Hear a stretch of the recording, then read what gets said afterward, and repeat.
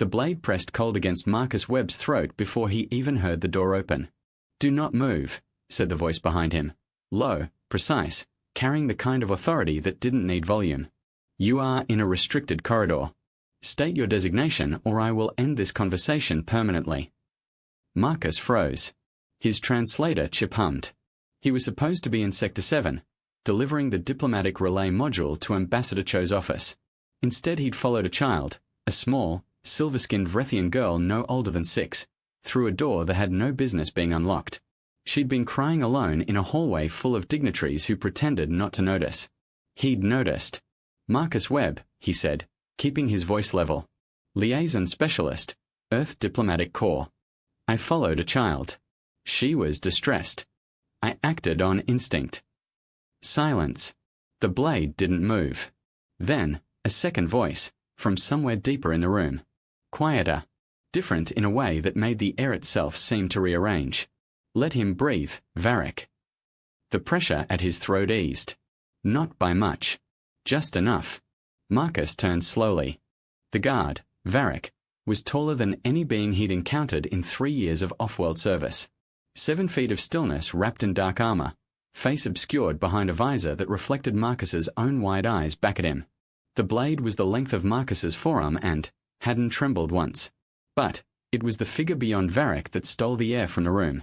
She sat in a chair that was not quite a throne and not quite furniture, something between ritual object and resting place. Her skin was deep violet, her hair blackened, moving like it breathed on its own, and she wore no crown because she didn't need one. Every line of her posture was composed, deliberate, and ancient in a way that had nothing to do with age. Queen Sethra of the Vrethian Dominion looked at Marcus the way a cartographer looks at an unmapped coastline. "You followed my daughter," she said. Not a question. She was alone and crying in a hallway full of people who ignored her. Marcus steadied his voice. "Where I come from, that's not something you walk past." Something shifted in Sethra's expression. Barely. A fraction of a degree. The child, the princess, sat near a low window, knees pulled to her chest, silver tears still drying on her cheeks. She was staring at Marcus with enormous amber eyes. Not afraid. Curious. Measuring. "She does not cry to strangers," Sethra said. "She wasn't crying to me. She was crying because no one was there." Another silence. This one longer. Varric hadn't sheathed the blade. "You broke 3 security protocols reaching this room," Sethra said. "The penalty under Vrethian law is confinement pending diplomatic review. That review takes 40 days. "I understand." "You do not seem concerned." "I'm concerned," Marcus said. "I'm just more concerned about whether the girl is all right." The princess made a small sound, not quite a word, not quite laughter. Sethra's gaze moved to her daughter, then back to Marcus. That fraction of a degree shift happened again, and this time Marcus caught something underneath it. A crack in the composure. Not weakness. Something older and more complicated. "Varric," she said quietly. Varric stepped back. The blade disappeared. Sethra rose from the chair. She was taller than Marcus expected, and the movement was fluid, unhurried, the kind of motion that came from never having needed to rush. She crossed the room until she was standing 2 feet away from him, close enough that he could see the faint luminescence beneath her skin, like starlight trapped under glass. She studied his face. He held still and let her. "You are either very brave," she said, "or you have no idea how close you came to dying in this corridor." "Probably both," Marcus admitted. Her head tilted. 1 degree. "Humans," she said, and it wasn't mockery, or dismissal, or the casual xenophobia he'd learned to expect at diplomatic events. It sounded like she was filing something away. Carefully. "Your file says you've served 3 postings without incident," she continued. "It also says you requested the Vrethian assignment specifically." "That's true." "Why?" He'd answered this question in briefings, in psych evaluations, in casual conversations with colleagues who thought he was either ambitious or unhinged. He'd always given the professional answer. Standing in front of her, he gave a different one. "Because everyone said your people were impossible to understand. I've never been able to leave that kind of problem alone." Sethra looked at him for a long moment. The luminescence beneath her skin pulsed once, slow, almost imperceptible. "Careful, human," she said softly. It wasn't a threat. It was something else. Something he didn't have a word for yet. Behind her, the princess had stopped crying entirely, and was watching both of them with the focused attention of someone who understood far more than she was supposed to. The 40-day review was waived. Marcus learned this not through official communication, but through the sudden absence of the 2 security escorts that had shadowed him since the corridor incident. They simply weren't there when he woke on the 3rd morning aboard the Vrethian orbital station, and no one offered an explanation. He didn't ask for one. What replaced the escorts was stranger access. Not unlimited, not unofficial, but real. His clearance codes now opened doors they hadn't before. His meal requests were fulfilled with Vrethian dishes he hadn't ordered, each one corresponding, he gradually realized, to the climate region of Earth he'd mentioned in passing during his intake survey. Someone had read that file very carefully. He saw Queen Sethra twice in the following week, both times at a distance, at formal functions, surrounded by advisors and protocol officers who moved like a living wall. She didn't acknowledge him publicly. But once, during a trade council session where Marcus was seated 3 tiers below the royal platform, he felt eyes on him. He looked up. Her gaze moved away the instant he met it, smooth as a tide retreating from shore. He told himself it meant nothing. He was a liaison specialist. She was the sovereign of a civilization that had been spacefaring before humanity had invented the wheel. Whatever category his mind was trying to place that moment in, it needed to be filed under diplomatic miscalculation and left alone. Then, Princess Lyra found him in the station library. She walked in like she owned it, which she technically did, and sat down across from him at the low table where he'd been reviewing trade clause translations. She placed a small object between them, a folded paper construct, angular and precise, shaped like something between a bird and a geometric proof. "I made it," she said. Her Vrethian was rapid, but she switched to his language with startling ease. "Mother says you study things you don't understand." "That's accurate," Marcus said. "She studies you." He looked at the paper construct. "That's a kind of origami. I learned it from your planet's database. The instructions were imprecise. I improved them." She pushed it toward him. "A gift. Because you came back for me." Marcus picked it up carefully. "I didn't go anywhere. I was right there in the corridor. You could have walked away. Everyone else did." Her amber eyes were level, direct. No child's deflection. "Mother said humans do not always choose the harder path. She said you were unusual. She talked to you about me." Lyra said nothing. Which was, Marcus was learning, a Vrethian affirmative. He set the paper construct down between them. "Is she all right? Your mother?" The question surprised the princess. Her composure wavered, just for a second. "Why do you ask that?" "Because I've watched 3 diplomatic sessions and 6 state functions in the past week. She executes everything perfectly. But she's doing it the way I do push-ups on a bad morning. Technically correct. Running on something other than ease." Lyra stared at him. The luminescence under her own skin, fainter than her mother's, still developing, flickered. The Dominion Council is pressuring her. A marriage agreement. To consolidate the Eastern Territories. She said it like she was reciting a weather report. Calm on the surface, storm underneath. She has 40 days to confirm or decline. 32 remain. Marcus said nothing. The information sat between them like the paper construct, something folded out of pieces that didn't obviously belong together. "She won't discuss it," Lyra continued. "Not with advisors. Not with me. She walks at night, when the station cycles down. Alone." A pause. "I followed her once. She stood at the outer viewport for a very long time, looking at the dark." Marcus thought about a queen standing alone at a viewport, looking at the dark. He thought about what kind of weight made a person do that. "Why are you telling me this?" he asked. "Because," Lyra said, with the devastating simplicity of a child who hadn't learned yet to be strategic, "you're the only one who asked if she was all right." He returned to his quarters that evening and stared at the ceiling for a long time. The paper construct sat on the desk beside him. He'd already noticed that it was engineered to hold its shape indefinitely, the folds interlocked in a way that ordinary origami didn't achieve. Lyra had improved the design. She'd made something meant to last. He thought about the viewport, about the dark, about a voice saying, "Careful, human," and the way it had sounded less like a warning and more like the beginning of something neither of them had a name for yet. He got up. He found the corridor that led to the outer observation ring. He didn't know what he was going to say. He only knew that the path that required nothing of him was not the one he was capable of taking. She was already there. Sethra stood at the viewport exactly as Lyra had described, still, looking outward, the stars reflected in her eyes. She didn't turn when he entered. But she didn't call for Varric. He stood beside her. Not close.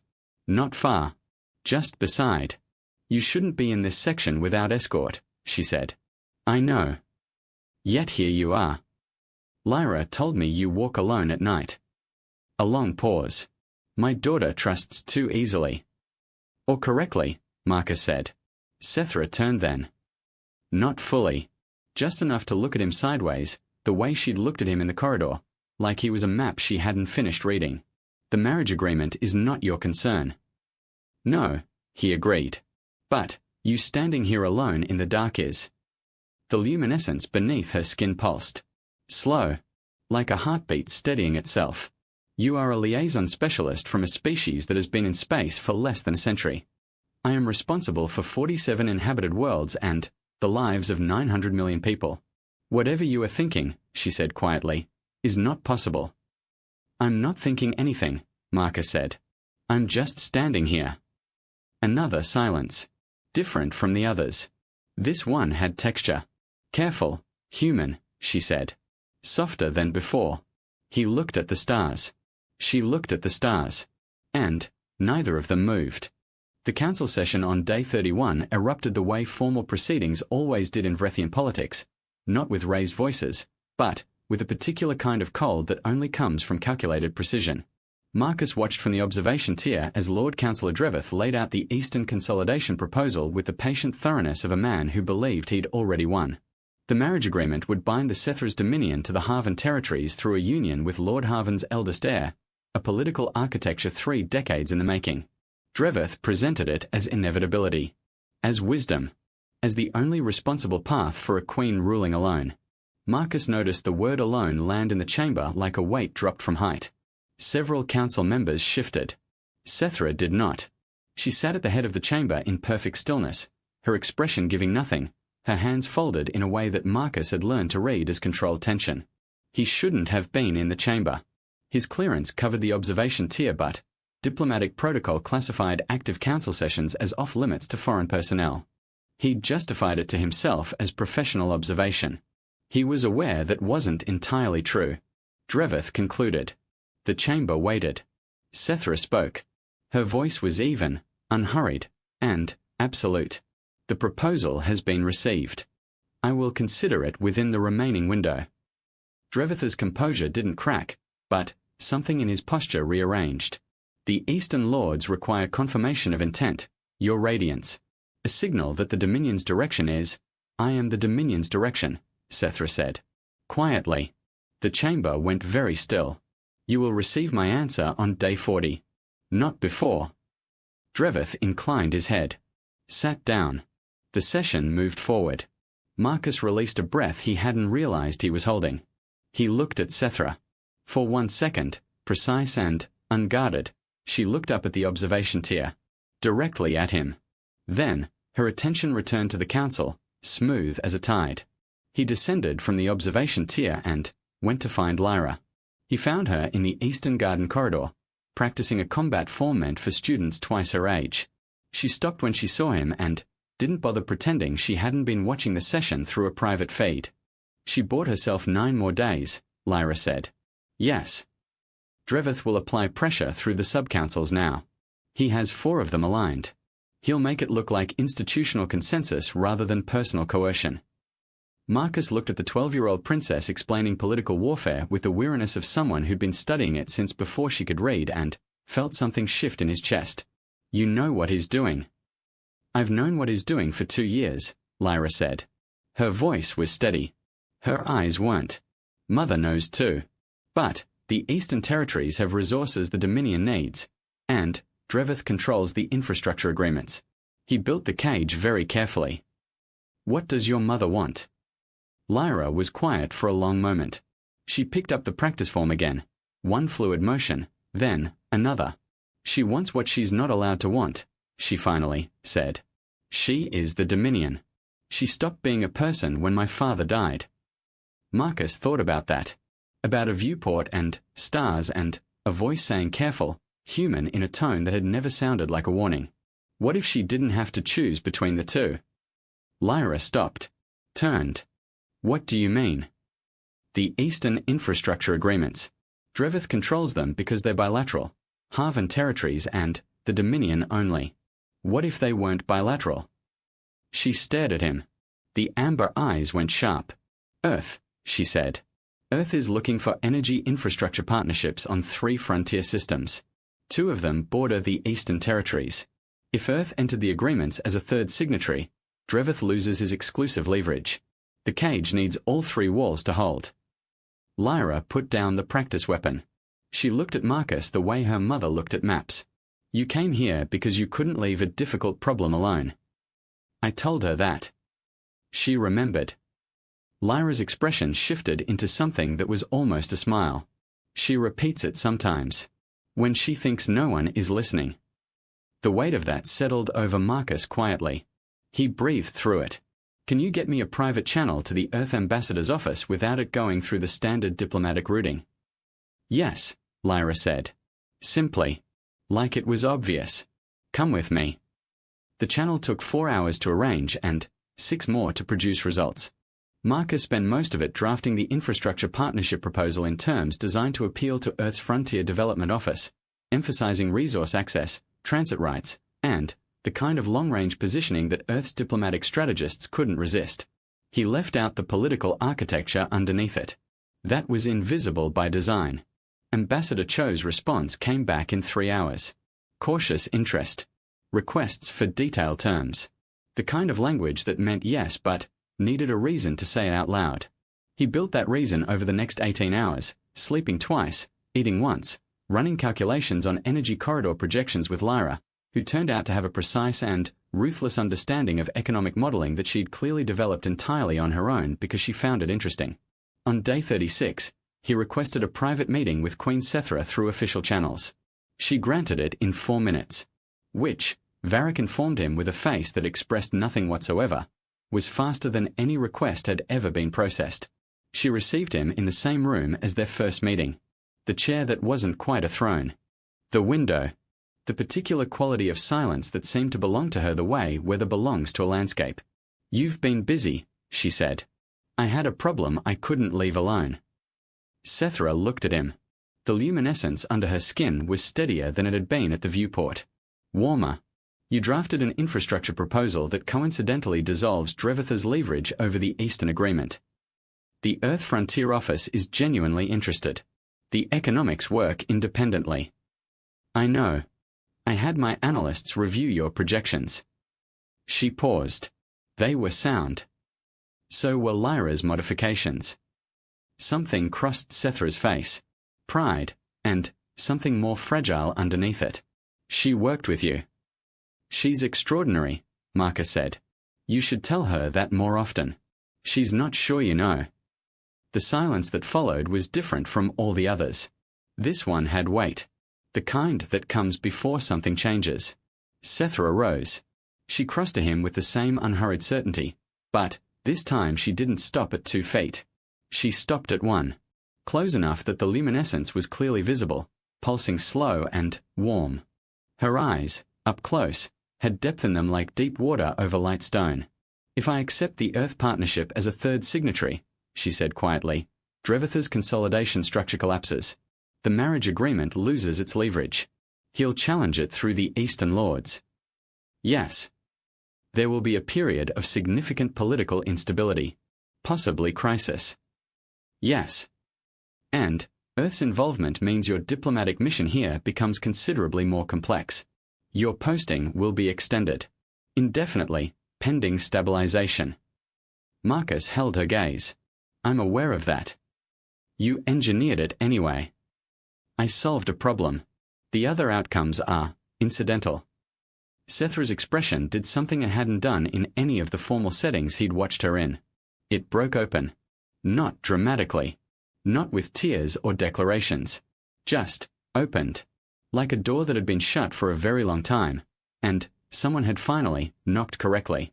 Careful, human, she said. The same words. Entirely different meaning.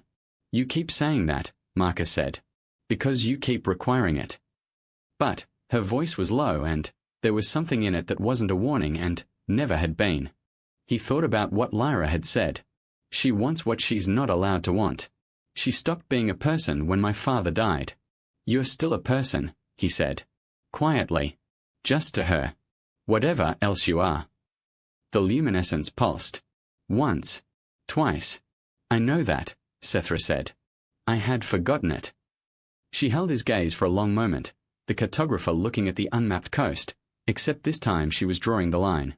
I am going to accept the Earth Partnership proposal. And, then, I am going to spend the next several months navigating a significant political realignment. A pause. I expect that will require a great deal of coordination with the Earth Liaison Office. I expect it will, Marcus agreed. You should know, she said carefully, that Vrethian political custom does not permit formal personal declaration during periods of diplomatic negotiation. I understand. It does permit, she continued, with the precision of someone choosing each word like a stone placed in a bridge, unofficial companionship. Walks. Conversations. Shared viewpoints. Marcus looked at her. At the light beneath her skin. At the queen who stood alone at viewports looking at the dark, and who had said careful like a door held open by a single hinge. I'd like that, he said. Sethra nodded. Once. Composed. Professional. And, then, so small he almost missed it, she smiled. Not the diplomatic expression she wore in council chambers.